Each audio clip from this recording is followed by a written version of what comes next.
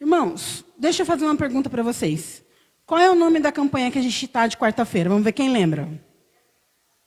Vai, ó. 1, 2, 3 e... Amém. Por que causa você tem se colocado de joelho diante do Senhor? O que tem te feito se ajoelhar diante de Deus? Nessa noite o Senhor ele vai nos ensinar. Sabe, eu não tenho... Meu estilo de ministração, ele não é muito pentecostal, vamos dizer assim. Mas é algo mais de ensinamento mesmo, sabe? Então, porque eu aprendo muito com o Senhor. Antes de eu continuar, eu quero que vocês me façam uma promessa. Que se eu tropeçar nesse tapete, ninguém vai rir. Vocês prometem para mim? Eu estou de máscara, mas Deus está vendo. Se eu tropeçar e vocês rirem, ó, Jesus está vendo lá em cima. Vocês prometeram para mim que não vão rir. Amém? Irmãos, quando o pastor Márcio me chamou para estar ministrando nessa noite, eu já comecei, né? Eu falei, Deus, mas o que eu vou ministrar? Se eu sair fora do tema da campanha, o pastor me puxa a orelha. Eu falei, então, Jesus, eu não tinha pensado nisso. Não estava nos meus planos estar ministrando nessa campanha. Não pensava que o pastor Márcio podia me chamar. E agora, Jesus? E eu comecei. E eu comecei a pensar. Falei, a primeira coisa que eu vou fazer, Jesus, eu vou ver o que significa ajoelhar-se.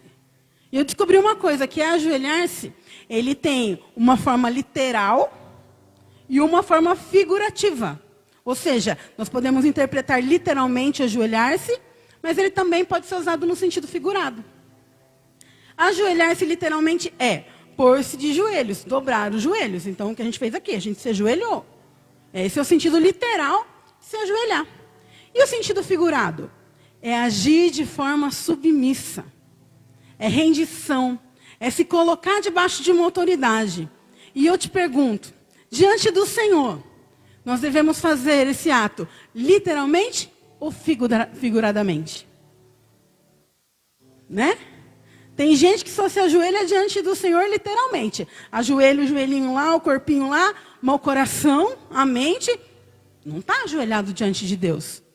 E tem gente que só dobra o joelho. Ai, Senhor, eu te amo. Tem um coração quebrantado, adora o Senhor, busca o Senhor.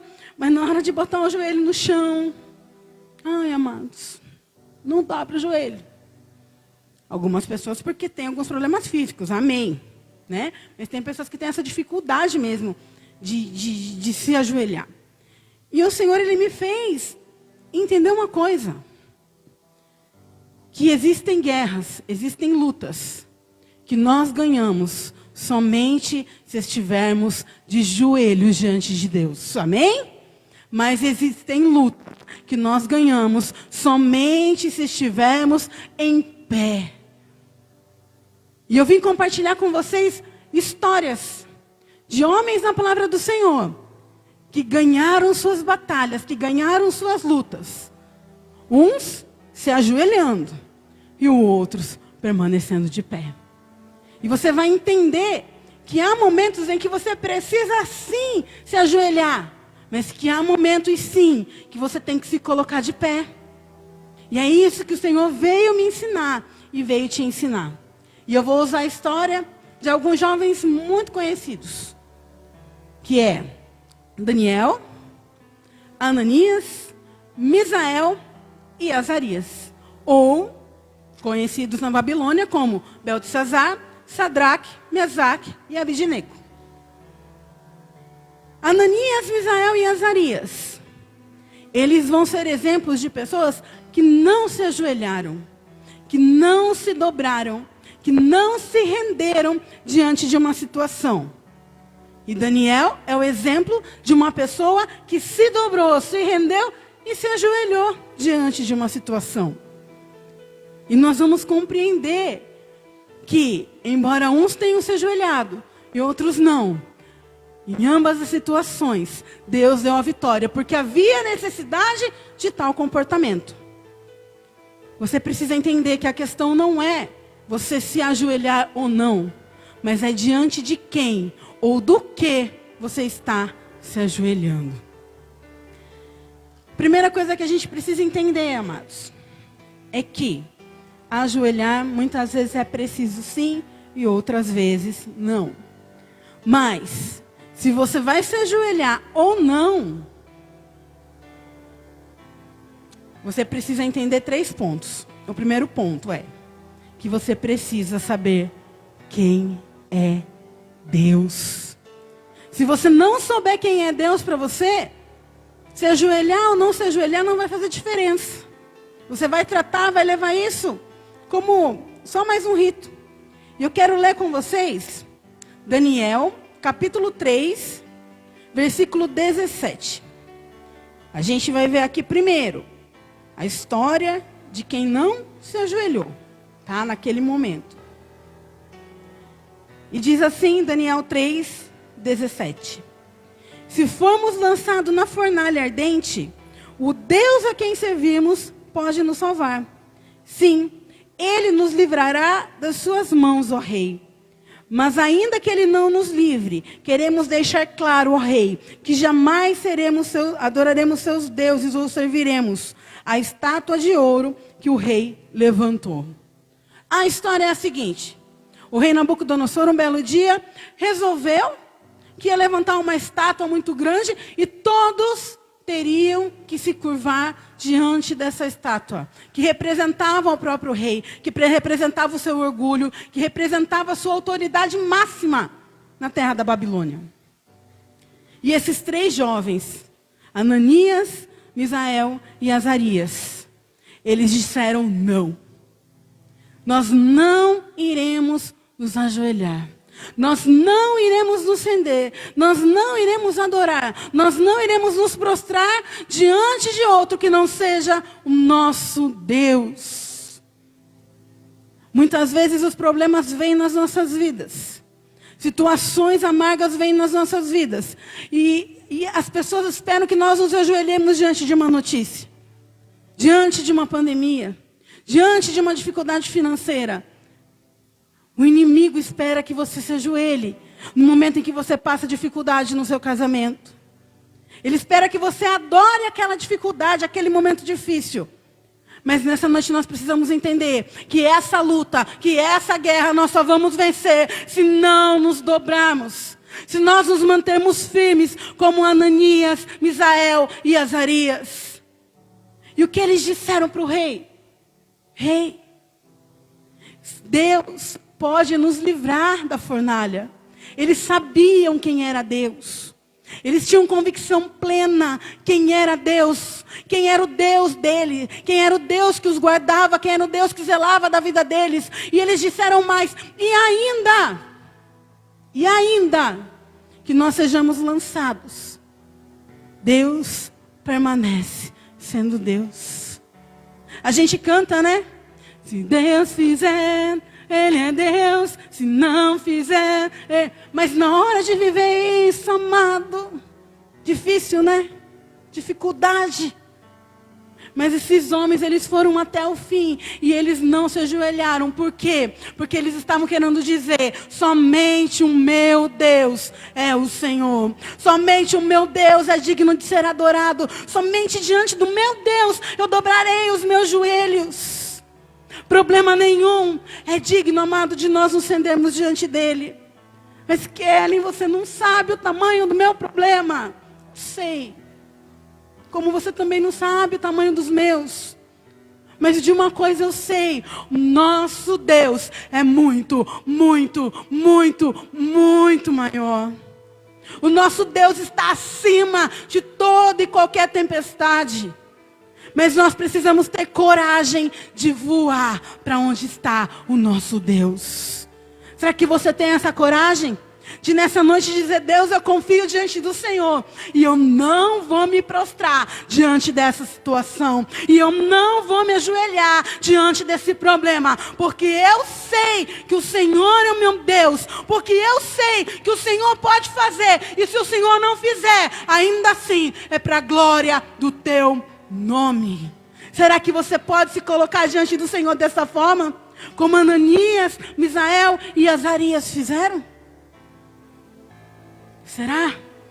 E Daniel? Vamos falar de Daniel então. Daniel, você vai abrir comigo também no livro de Daniel, capítulo 6, versículo 10, que diz assim: quando Daniel soube que a lei tinha sido assinada, foi para casa e, como de costume, ajoelhou-se no quarto do andar de cima, com as janelas abertas em direção de Jerusalém.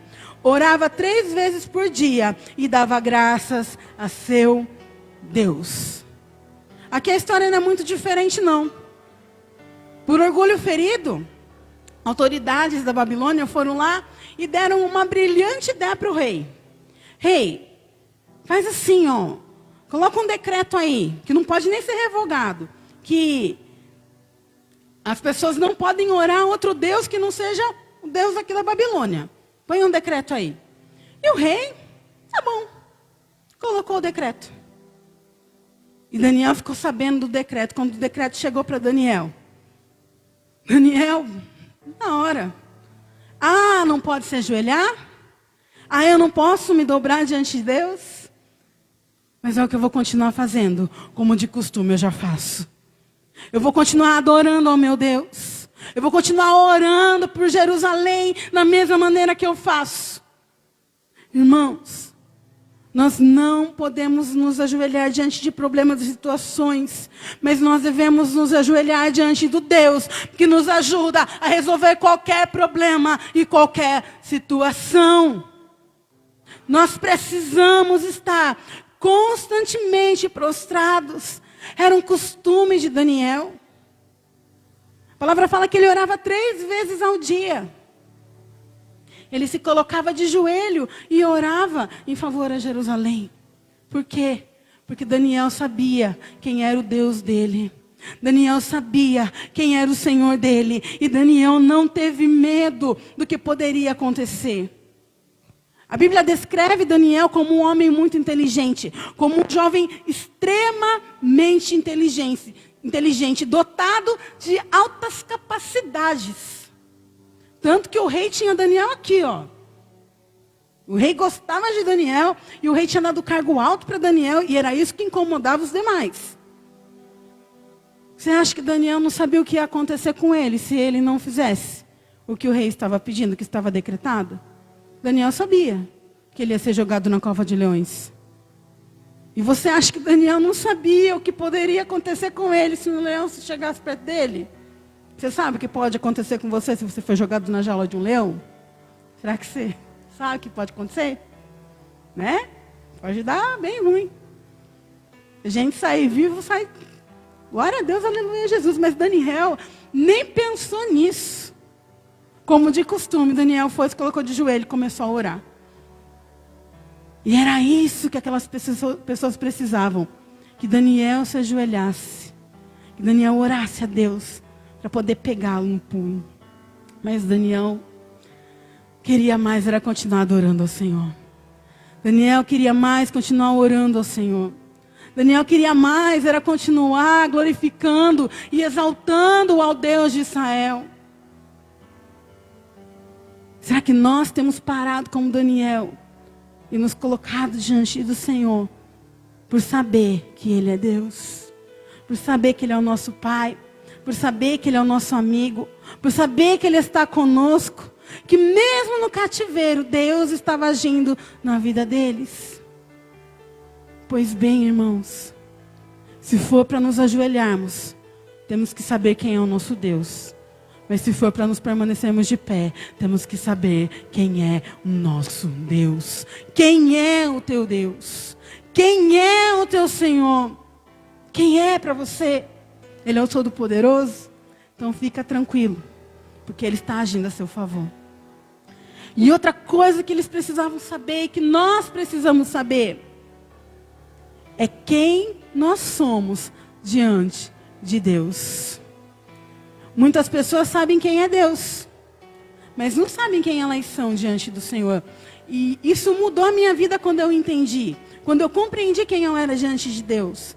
Quando eu compreendi que eu não era uma pobre coitada, mais uma pessoa, não, quando eu descobri que Deus me amava a tal ponto de entregar Jesus por mim. Ah, irmãos, isso mudou, porque daí eu entendi, gente, eu estou valendo uma vida. Eu estou valendo uma vida, e eu estou valendo uma vida, e você também valeu uma vida. A Bíblia fala que nós fomos comprados por um bom preço. E não é ouro, não é prata.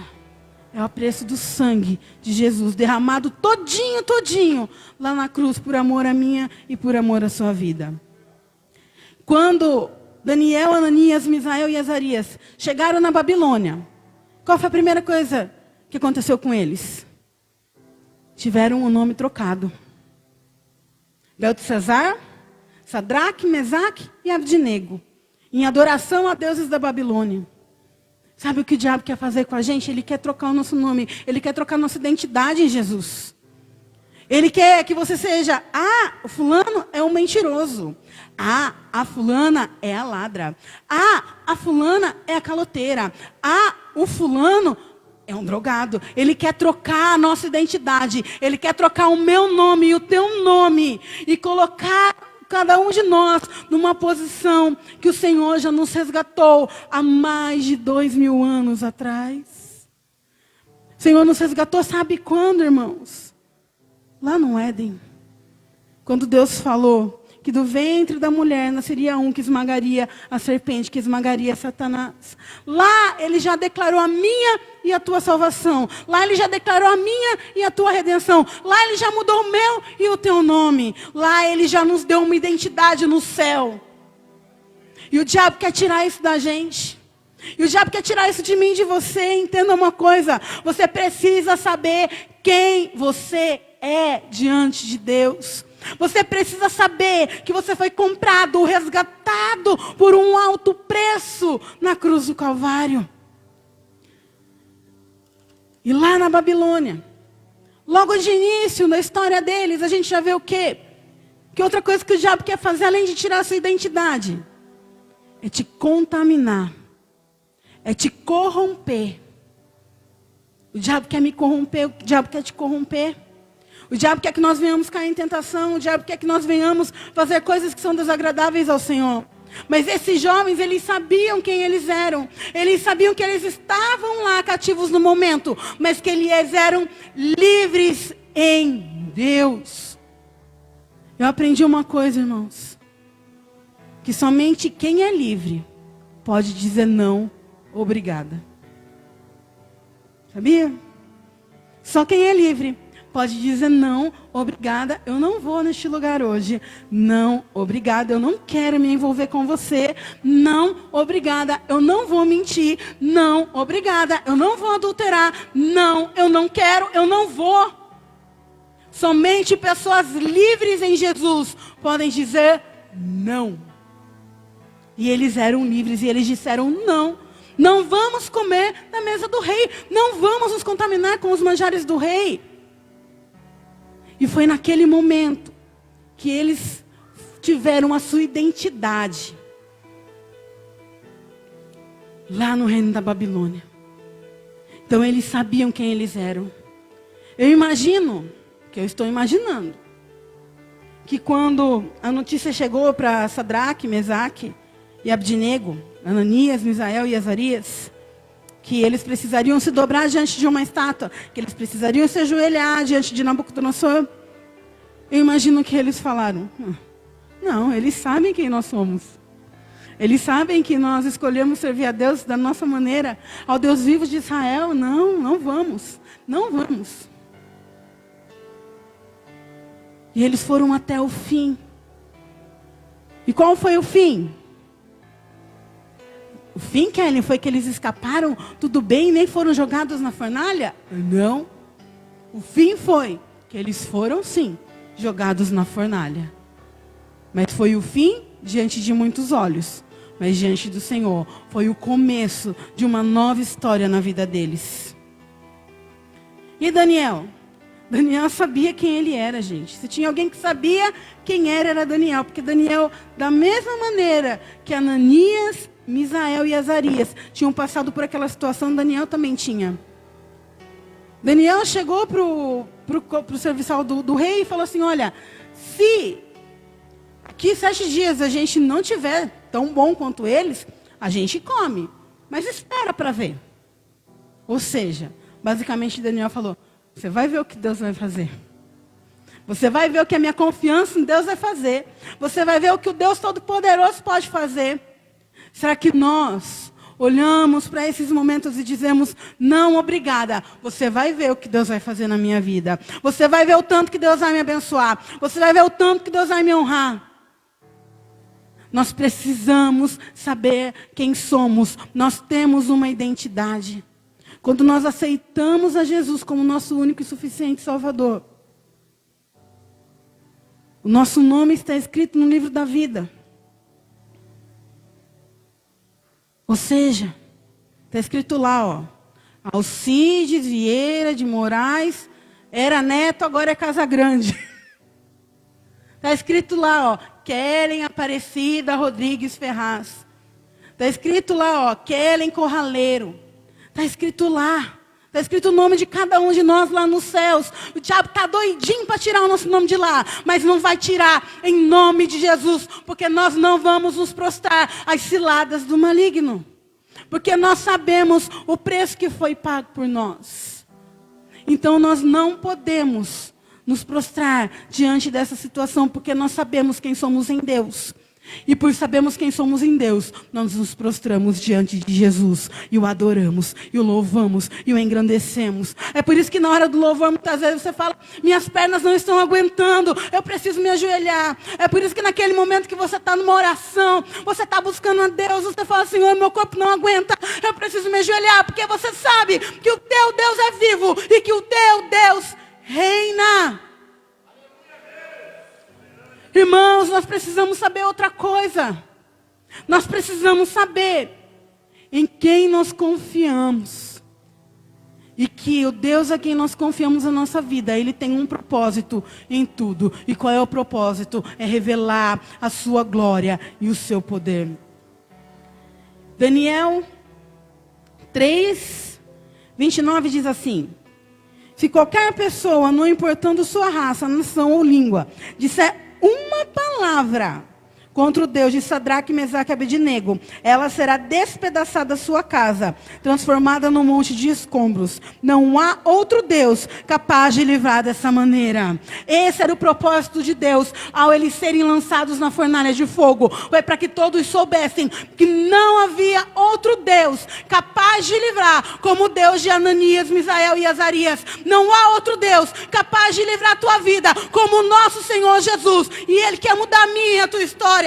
Mas para isso a gente precisa não se prostrar diante dos problemas e continuar adorando, exaltando e glorificando o nosso Deus. E na vida de Daniel não foi diferente. Daniel se prostrou e o final qual foi? O final foi um decreto. Paz e prosperidade. Decreto que todos em meu reino devem tremer de medo diante do Deus de Daniel. Pois Ele é o Deus vivo e permanecerá para sempre. Seu reinado jamais será destruído e o seu domínio não terá fim. Ele livra e salva o seu povo. Realiza sinais e maravilhas nos céus e na terra. Foi Ele que livrou Daniel do poder dos leões. E é esse Deus que me livra, que te livra, que cuida de nós. Porque diante dEle nós nos prostramos e adoramos e exaltamos, pois Ele é digno. Nós precisamos compreender, igreja, que nós fomos chamados para sermos manifestação do poder e da glória de Deus. Se você está de pé lutando nessa noite, é para que o nome do Senhor seja glorificado e exaltado na tua vida.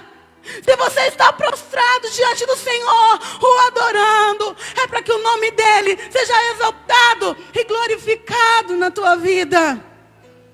Não importa como.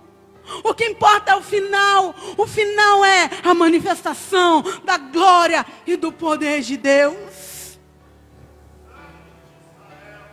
Provavelmente Ananias, Misael e Azarias não entenderam o que aconteceu, porque eles foram lançados numa fornalha aquecida 7 vezes mais, mas saíram de lá ilesos. Daniel também não entendeu o que aconteceu. Ele foi jogado na cova com leões famintos, mas saiu de lá ileso.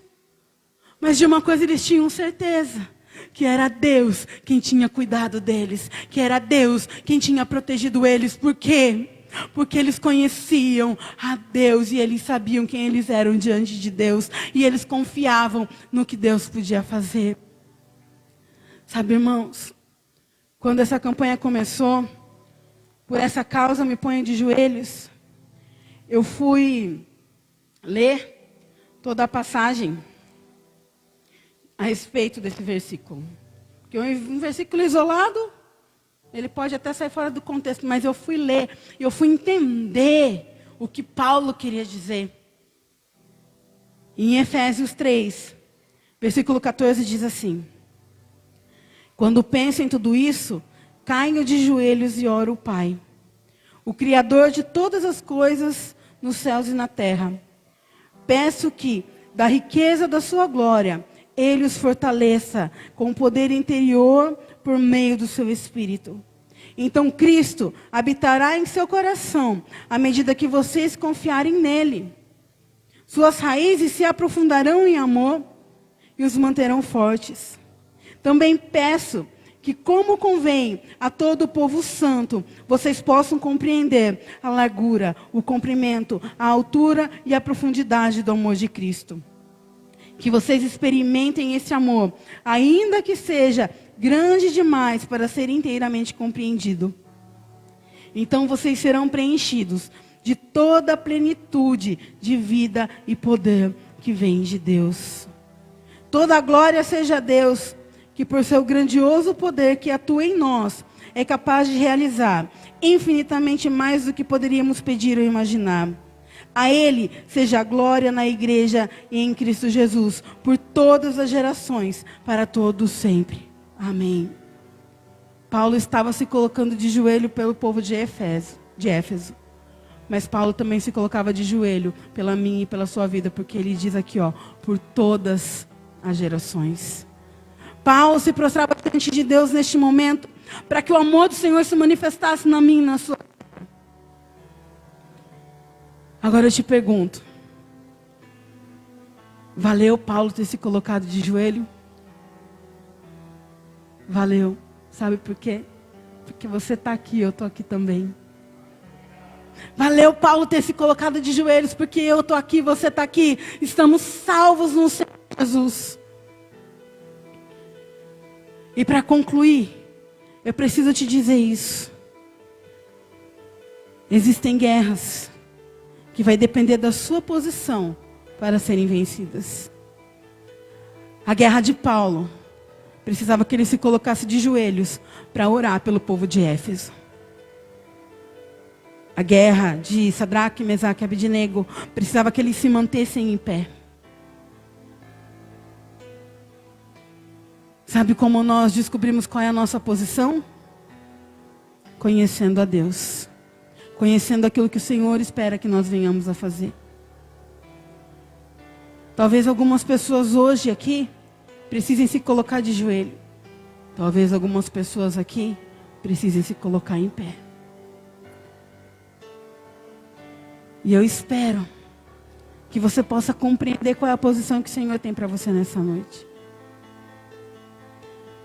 Eu espero que você possa compreender que aquilo que Deus preparou para você, ninguém pode tirar, que é a manifestação do poder, da glória e do amor dele na sua vida. Convido você a se colocar de pé nesse momento. Eu quero que você se coloque de pé e comece a pensar qual é a posição que você precisa estar diante do Senhor nessa noite. Se o Senhor ele espera que você se levante diante dos problemas e encare eles de frente, ou se o Senhor espera que você dobre os seus joelhos diante do Autor da vida e o adore. Essa posição, somente você sabe qual é. Eu não sei. Mas você sabe o que o Senhor espera de você. Você sabe o que o Senhor espera que você faça. Aonde o Senhor espera que você chegue.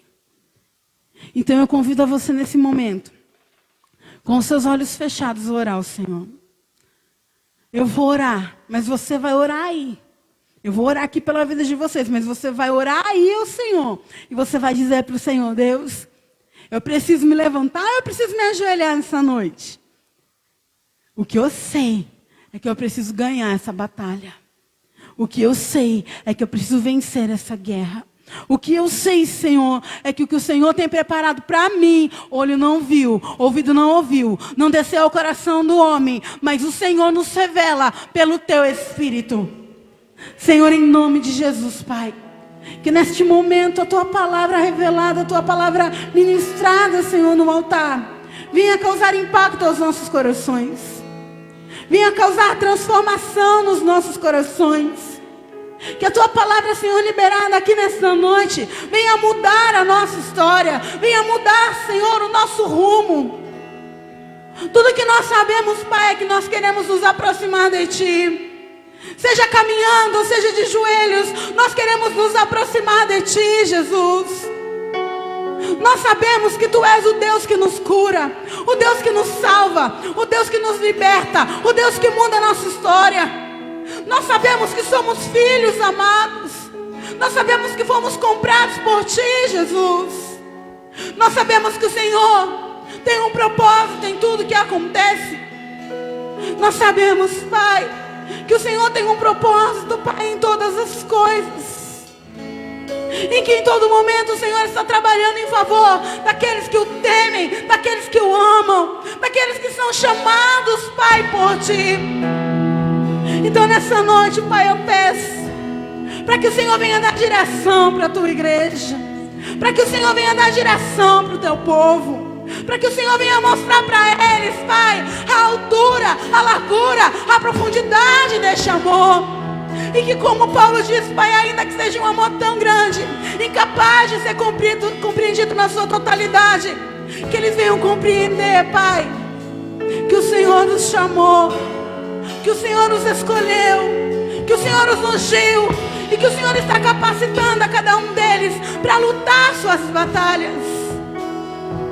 Se nessa noite você sente a necessidade de se ajoelhar diante do Senhor, eu convido a você a fazer isso agora aqui diante do altar.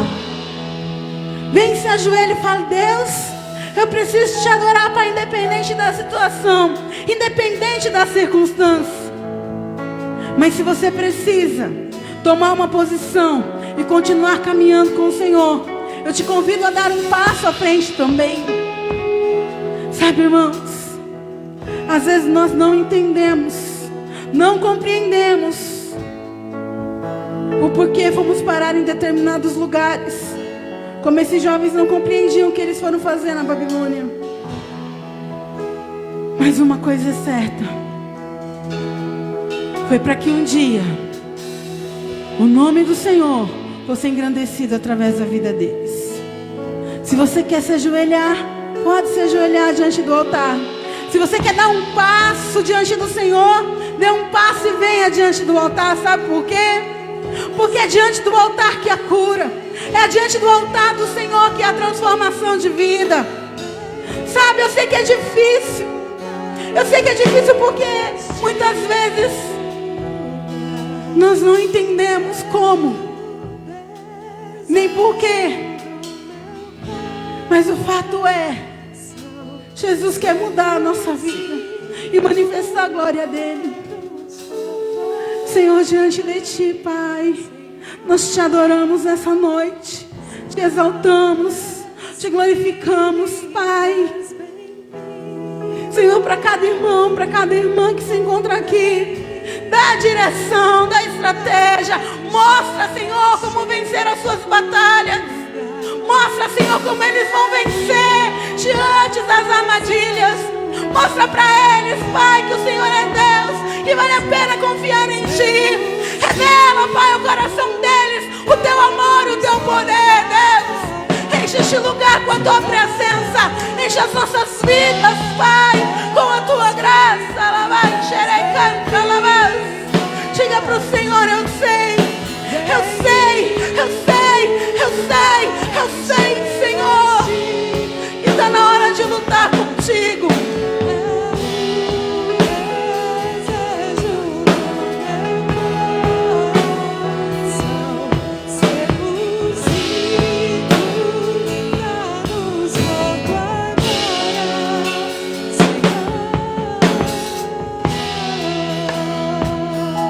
Sinta o toque do Senhor nessa noite. Sinta o toque do Senhor fortalecendo seus passos essa noite. Sinta o toque do Senhor dizendo: meu filho, minha filha, eu só precisava que você fizesse isso. Você está na fornalha, mas eu estou com você. Foi jogado na cova dos leões, mas eu estou com você. Eu estou com você. Eu estou com você. Eu estou com você. Eu estou com você. Eu estou com você. Abaixe, canta, lavando. Tua presença.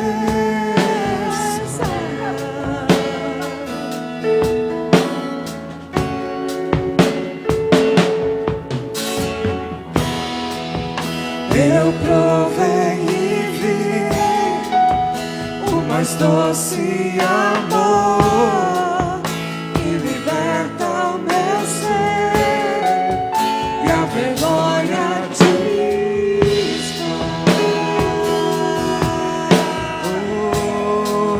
Tua presença.